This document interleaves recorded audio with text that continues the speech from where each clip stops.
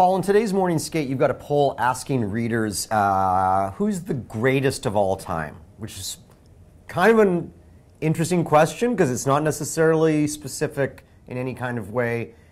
Explain it to me first of all. Well, there's an argument that with Tom Brady being in his 7th Super Bowl, which is astonishing, and if he wins his 5th, that he would be better than Michael Jordan. And people, I think, generally look at Jordan in that conversation as the greatest.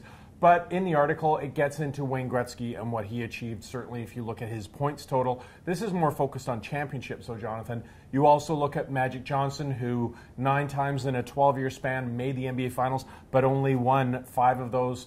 You know, Larry Bird, Derek Jeter, guys who won a lot of championships. It's very intriguing. It's hard to make an argument against Brady, though, because one football player, and he's the only constant, Jonathan.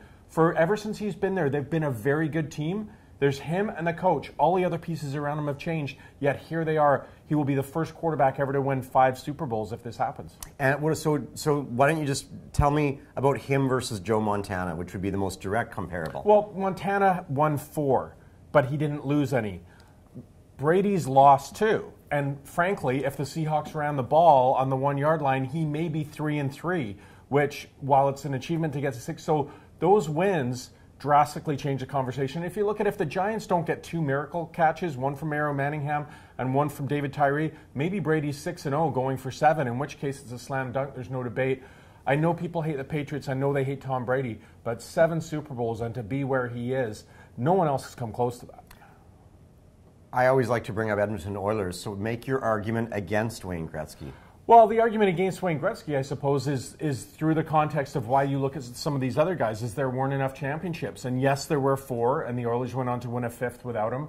That was a generational team. You look at regular season, you look at the points, you look at the skill. But if you're putting it in the context of championships, didn't get it done anywhere else that he went. So, you know, I would certainly, Gretzky's in the conversation. Is there someone else you like more in hockey? Like, no, you put Gretzky and Orr in there, but you know, would Gordie Howe possibly be in the conversation? Yeah, possibly. I think if you're doing it, I didn't want to make it as long as one of your skates, but you know, you could keep going with those names. I mean, you'd have obviously you could have Orr, Lemieux, Howe, Richard.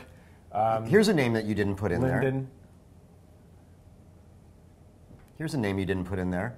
You didn't put Mike Tyson in there, did you? No, I was going to do that, but then again, I didn't want to make it Jonathan-esque and keep people reading for 47 minutes. And that's just about your kids in the pumpkin patch. It's, you know, once you get into individual sports, you start talking about Federer, Tyson. Tyson's probably the most dominant athlete, even though I didn't like him. I've never seen anyone with that aura of just invincibility and people couldn't touch him. But yeah, once you start getting into the individual sports, it's not just apples and oranges, it's bananas and grapes too. And I know you love your bananas and grapes. You know what would have been a great poll question?